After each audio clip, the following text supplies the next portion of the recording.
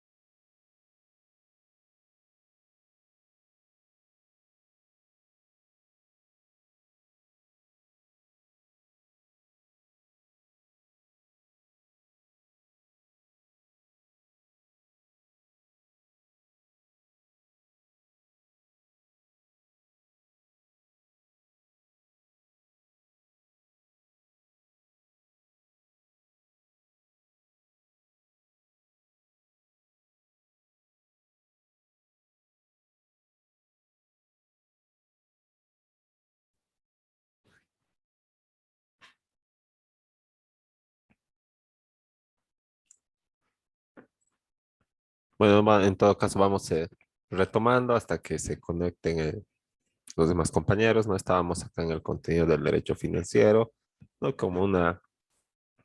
Eh, como una materia que contiene a otras que son, no digamos menos importantes, ¿no? Pero que son, eh, el- es- son materias más específicas que van el- a regular en conjunto todo lo que es la actividad financiera del Estado, como el ingreso, egreso, egreso, gasto público y la atención de las necesidades básicas. No habíamos visto el derecho presupuestario, ¿no? Que es la autorización legal para gastar, el derecho patrimonial público, ¿no? El derecho monetario bancario, el derecho tributario, que es la materia que nos va más desarrollada del derecho financiero y y además la que nos va a ocupar la mayor parte del semestre y que regula esta relación jurídica que se conforma entre el Estado y el contribuyente o el sujeto pasivo, ¿verdad? Y el Estado siempre en la posición del sujeto activo. O sea, el Estado tiene, es el único que va a ser titular del derecho de de obtener la recaudación. Y el contribuyente, que es, o el sujeto pasivo, que es el que siempre va a tener la obligación de pagar el tributo y de cumplir con sus obligaciones formales. No, porque no es suficiente querer ir a pagar, ¿verdad?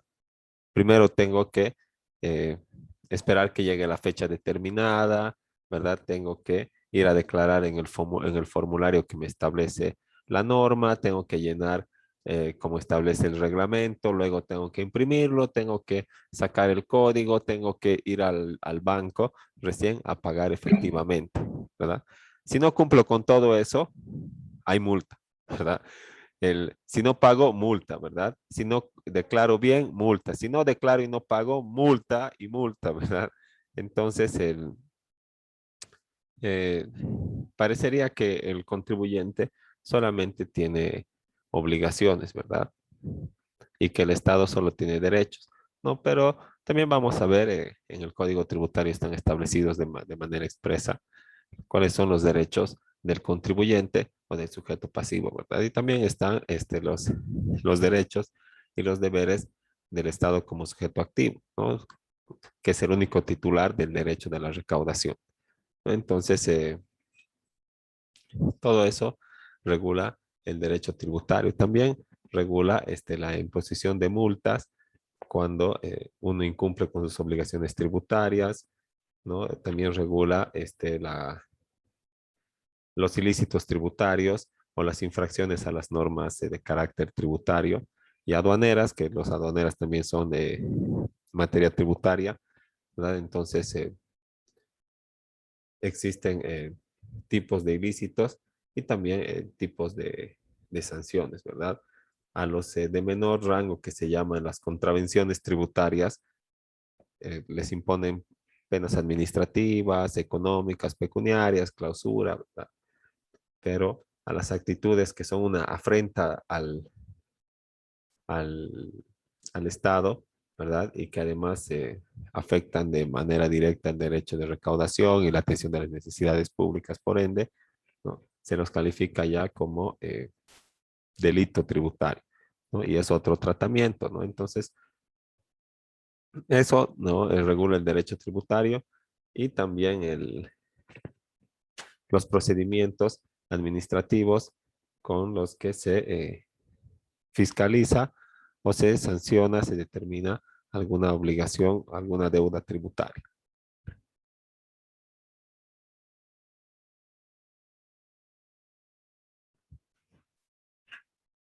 Luego está el derecho del crédito público, ¿no? Que regula las actividades del Estado tendientes a conseguir financiamientos económicos de fuentes internas y externas mediante la contratación de préstamos, ¿no? Entonces, es el Estado, ¿no? Como deudor, ¿no? O que se va a conformar como deudor de tal vez de otro Estado o de alguna entidad o fundación para el desarrollo de la que va a obtener un préstamo y obviamente va a tener plazos, va a tener condiciones, va a tener penalidades y tal vez hasta va a tener que ofrecer garantías, ¿verdad? Para el cumplimiento, ¿no? Entonces, toda aquella constitución de garantías, los, la, la conformación del contrato de préstamo público y todo aquello es materia del derecho del crédito público, ¿no? Que también es contenida por el derecho financiero, pero no es tan desarrollada, ¿verdad? Porque eh, no es una fuente regular de ingresos como lo es los impuestos. Los impuestos es tan regular que es por eso que es la materia más regulada y más desarrollada de todo el derecho financiero, ¿verdad? Porque de estos depende económicamente el Estado. Ese de conocimiento general que los impuestos son la mayor fuente de ingresos para el Estado, pero en alguna gestión han rechazado aquello y han dicho, no, en la presente gestión, el, el- la utilidad de las empresas públicas ha superado al ingreso por concepto de impuestos y tributos, ¿no? Pero eso está, digamos, estaba fuera de la realidad, porque ¿cuántas empresas públicas existen? ¿Verdad? Y las utilidades son solo una parte del ingreso de las empresas públicas, ¿verdad? Primero está todas las obligaciones que tienen que cumplir, ¿verdad? Luego el capital social, luego está lo que van a reinvertir, ¿verdad? Y después está la utilidad, ¿no? Y además se ha visto que las empresas públicas en su mayoría no generan mucha utilidad, ¿no? Entonces, y si ustedes ven en impuestos nacionales, todos los días la gente está sacando NIT. ¿Para qué? No es para hacer deporte, ¿verdad? O de pruebita, de simulacro, es para ejercer una actividad económica, facturar y pagar impuestos, ¿no? O no facturar, pero también tributar de acuerdo al régimen simplificado, ¿no? Entonces, y todos los meses, ¿verdad? Vas a pagar, todos los meses vas a cumplir obligaciones tributarias.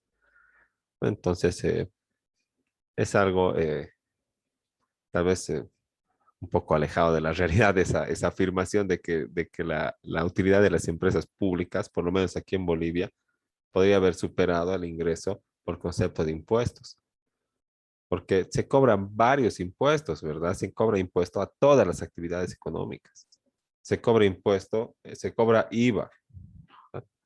Se cobra IT, se cobra ITF, ¿no? En las transacciones financieras, se cobra impuesto a las utilidades, a las salidas aéreas al exterior, al juego, a la participación en el juego, el directo a los hidrocarburos, el impuesto a la propiedad de bienes inmuebles, de bienes muebles sujetos a registro, la venta de los mismos, ¿verdad? Entonces, todos esos impuestos, el ICE, ¿verdad? El impuesto a los consumos específicos, ¿no? Y todos esos impuestos se pagan de manera regular al Estado por todos los contribuyentes, o sea, eh, todos los agentes económicos. Y bueno, descontando el sector informal, que digamos, no se puede justificar legalmente porque en realidad no debería existir, ¿verdad? Es una aberración jurídica, pues, ¿qué más se le puede llamar? ¿Verdad? Porque deberían estar inscritos, si no es en el régimen general, en el régimen simplificado, ¿no? La misma Constitución señala que todos tenemos obligación de aportar al Estado de acuerdo a nuestras capacidades, a nuestra capacidad contributiva, ¿no? Ahora, he encontrado aquí la parte de la política fiscal, ¿no? Y como pueden ver, no está, pues, no es dibujo libre, pues tampoco el manejo del presupuesto del Estado, ¿no? Acá en el artículo 321, en la parte de política fiscal, en el parágrafo segundo, señala que la determinación del gasto y la inversión pública tendrá lugar por medio de mecanismos de participación ciudadana y de planificación técnica y ejecutiva estatal. Bueno, y esta de la participación ciudadana será pues por intermedio de tus representantes en la Asamblea Legislativa, o sea, diputados o senadores, porque, a ver, como ciudadano anda a participar, como OTB, así como una organización social, entre comillas, ¿no? No, tal vez no te den, lo más seguro es que no te den bola, ¿no? Pero, bueno, la parte importante es que señala que las asignaciones atenderán especialmente la educación, la salud, la alimentación, la vivienda y el desarrollo productivo, ¿no? Entonces, en eso se tiene que gastar, principalmente, especialmente, ¿no? Y luego en todo lo demás que esté de acuerdo a la política financiera del Estado o a la política económica del gobierno de turno, ¿no?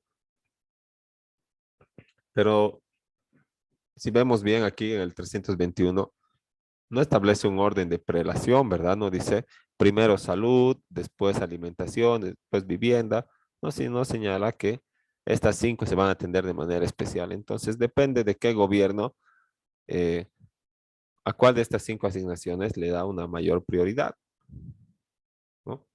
Será la vivienda, será el desarrollo productivo, tal vez la salud, ¿no? La alimentación, pero después puede de estas cinco que tienen que ser atendidas de manera especial, como dice, ya estará la seguridad ciudadana, ¿verdad? Eh, también tal vez el programa espacial, ¿no? El, la compra de bienes o la contratación de nuevos funcionarios, bueno, cualquier otra asignación o gasto que pueda realizar el Estado, ¿no? Pero principalmente aquellos, ¿no? Y luego las que pretenda desarrollar, ¿no? Ahora, acá, como dice el 323, ¿no? Y también pertinente a lo que estábamos hablando, señala que la política fiscal se basa en principios de capacidad económica, igualdad, progresividad, proporcionalidad, transparencia, y este es importante al final, ¿verdad? Eh, el que dice este que dice capacidad económica y el que dice capacidad recaudatoria, ¿verdad? Porque la capacidad la económica hace referencia a la capacidad de pago del contribuyente. Entonces el Estado no puede decir alegremente ya 20% IVA y 30% IUE y 10% IT, ¿no? Porque no le va a dejar recursos eh, para que el contribuyente se mantenga a sí mismo y peor aún a su familia, ¿no? Entonces, él tiene que tomarse en cuenta siempre la capacidad económica. Y por eso son las alícuotas que se establecen, ¿no? Eh, que no son no son muy elevadas, ¿verdad? En realidad existen otras en los países vecinos con impuestos de la misma clase que son más elevadas, ¿no? Pero será porque eh, su economía es más fuerte, pues, ¿no? Pero acá el IVA es 13%, el IT es 3%, el IVA es 25% de la utilidad anual, ¿verdad? Calculada de acuerdo a una tabla especial o a un cálculo que se hace, ¿no? Con unas reducciones y todo que vamos a ver en su momento, así no como la parte contable, sino solamente como la parte jurídica, ¿no? Y vamos a revisar, pero cómo se hacen los descuentos y todo para calcular ese 25% de la utilidad.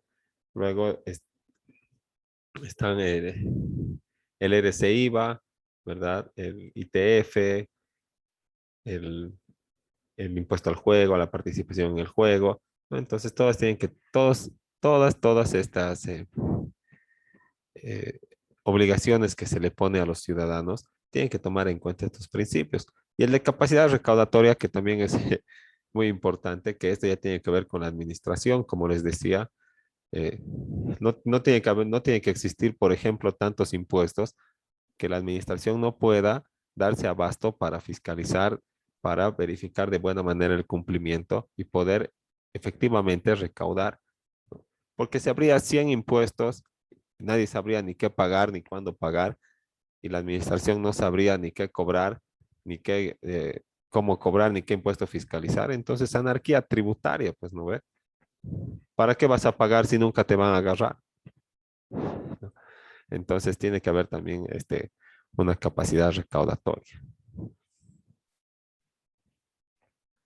¿No? Y como toda materia del derecho, ¿no? Ya volviendo a este tema del derecho financiero, ¿no? Tiene también sus fuentes, ¿no?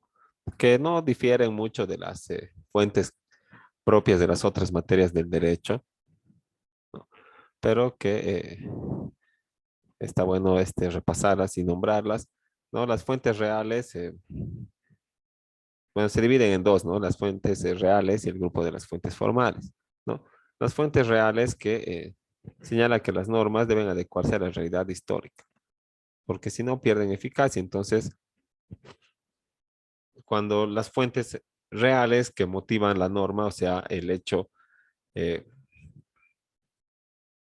el hecho social que ha dado origen a la regulación o a la norma, desaparece o pierde vigencia, entonces ya no se justifica la existencia de la norma y puede ser derogada o abrogada o en su caso caer en desuso, ¿no? El desuso es una figura que se maneja en la doctrina nomás porque no existe una ley en desuso, ¿verdad? O sea, no existe esa calificación para las leyes en vigencia. La ley que está en vigencia se cumple o debe ser abrogada o derogada, pues, ¿no? Pero no puede decirse, no, está en desuso porque ya no es actualizada, ¿no? Otra ley tiene que derogarla o abrogarla, ¿no? De manera ya sea expresa o tácita. Entonces, estas eh, fuentes reales, ¿no?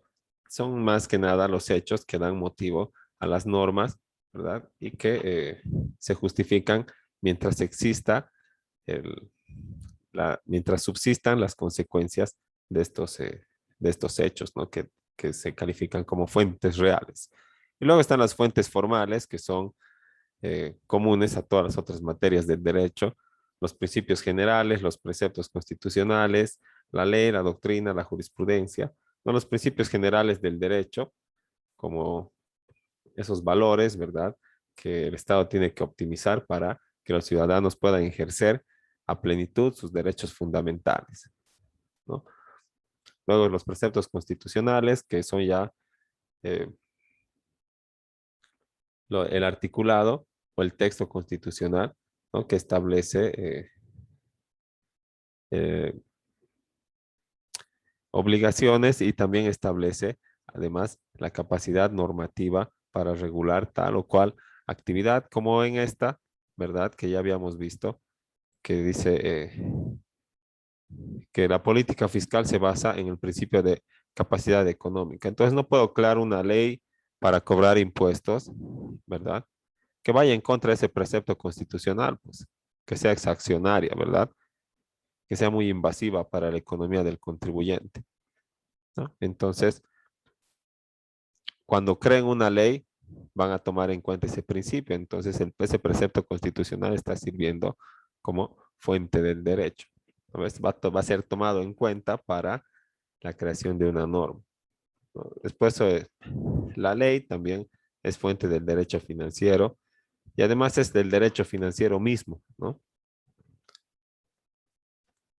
Porque si nuestro concepto es que el derecho financiero es un conjunto de normas y reglas que regulan la actividad financiera del Estado, ese conjunto de normas y reglas está compuesto por leyes, ¿verdad? Entonces la ley es una fuente del derecho financiero, pero también es el derecho financiero mismo. Después está la doctrina, ¿verdad?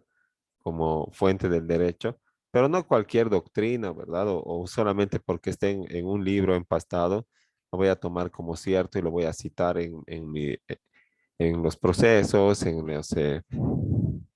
en trabajos de investigación y demás, ¿no? Tiene que ser una doctrina que sea, digamos, generalmente aceptada por la comunidad científica, ¿no? Entonces, un autor conocido, que tenga todas las referencias, ¿verdad? De, que se pueda armar una ficha, ¿verdad? El año, el autor, la editorial, ¿verdad? Y todo, y que sea todo formal y comprobado, ¿no? Y como les decía al principio también, generalmente aceptado por la comunidad científica, ¿no? Porque nada es universalmente aceptado, ¿verdad? Solo las matemáticas. Y la jurisprudencia también como el conjunto de fallos, pero no de cualquier institución, administración o tribunal, ¿verdad? Sino los fallos de las más altas, de los más altos tribunales en, que, que pueden revisar los recursos, ¿no? Como es el Tribunal Constitucional y la Corte Suprema de Justicia en sus salas, ¿verdad? Que se ocupan de atender todos los recursos de casación, ¿no? Y el Tribunal Constitucional, los recursos constitucionales.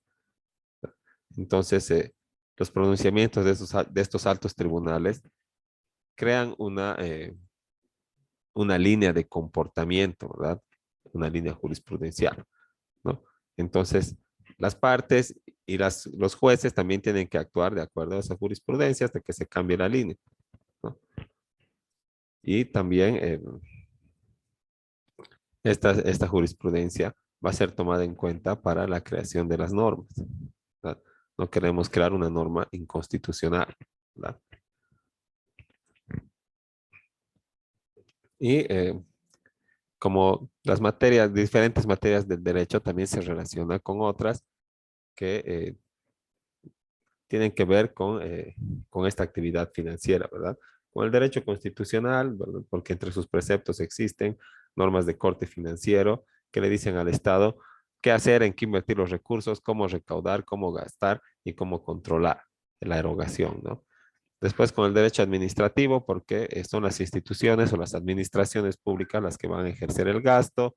Con el derecho comercial, porque es ahí donde se establecen las normas básicas para las, eh, para la conformación de sociedades comerciales y de economía mixta entre las que va a participar el Estado. También el derecho civil, porque ahí están las obligaciones, los plazos, la definición del interés, con el derecho internacional público, ¿no? Cuando estamos hablando del derecho financiero en su rama de derecho del préstamo público, ¿verdad? Cuando se vaya a prestar o contraer obligaciones con algunas instituciones extranjeras. Y el derecho municipal, ¿verdad? Que, bueno, los municipios, obviamente, al ser ya autónomos, como también las gobernaciones, no pueden generar sus propios recursos mediante la creación de impuestos que van a ser o van a estar en vigencia solamente dentro del área territorial del municipio. Y es así que el municipio se encarga del impuesto a la propiedad de bienes inmuebles y a la propiedad de vehículos automotores. Por eso es que se paga en en la plazuela Colón, ¿verdad? Se tramitan los beneficios y se paga aquí en las entidades de intermediación financiera, pero a favor del gobierno autónomo municipal de Cochabamba, ¿no?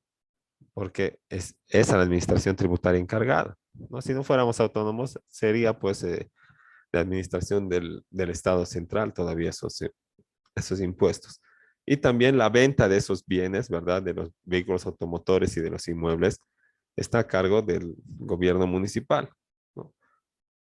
Entonces, las municipalidades y las gobernaciones también ejercen actividad financiera, obviamente desde un eh, ámbito territorial más reducido, nada más, ¿no? Pero todavía son administraciones. Y ahí termina nuestra primera lección. Si alguien tiene alguna duda o aclaración que tenga que ver con el tema, ¿no? Y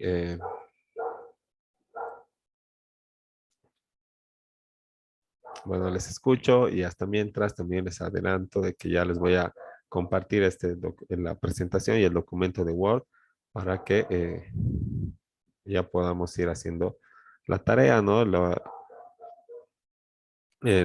vamos a subir todo mediante la plataforma nada más para que puedan subir ahí mismo su documento de Word o ya sea de PDF, o si no pueden hacerlo, si lo hacen a mano y le sacan una foto, todo bien, también le suben las fotos, se tiene, cualquiera de esos formatos tiene el mismo valor, lo importante es que el contenido sea así sustancial y dos, que cumplan el plazo que se establece y que sea en la plataforma de la universidad. Si por alguna dificultad no se va a poder subir a la plataforma de la universidad, como ya les había dicho en la primera clase, eh, mediante mensaje reportan la dificultad.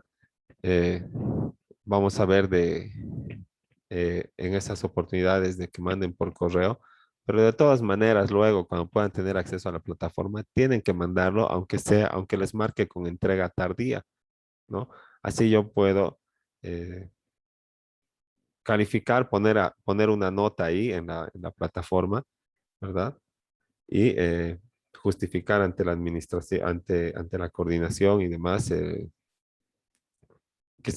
que por alguna dificultad se ha asignado a un trabajo que se ha presentado tarde el total de la nota, por ejemplo. Pero si nunca lo presentan, me va a decir, ¿y dónde está el trabajo en la plataforma? Si a qué le has asignado nota. ¿No? ¿Ya? Y va a ser un poquito más difícil justificar porque voy a tener que decir, está en mi WhatsApp, ahorita le paso, o lo voy a subir y tal vez ya lo hayan eliminado de su teléfono y bueno, se presentan dificultades, ¿no? Pero eh, lo voy a subir ahí a la plataforma, como también los enlaces de las clases y todo aquello, para que estemos todo al día. Entonces, hasta mañana, yo creo que ya se lo subo el material y también todos los enlaces.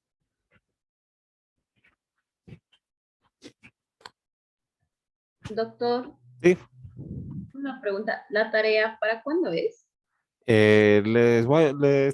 mañana cuando suba, les voy a poner el plazo, pero supongo que nos daremos Para la como siguiente. unas semanas, pues, ¿no? Porque la siguiente clase, digamos, si recién lo voy a subir mañana, ya es jueves y la siguiente clase es el sábado.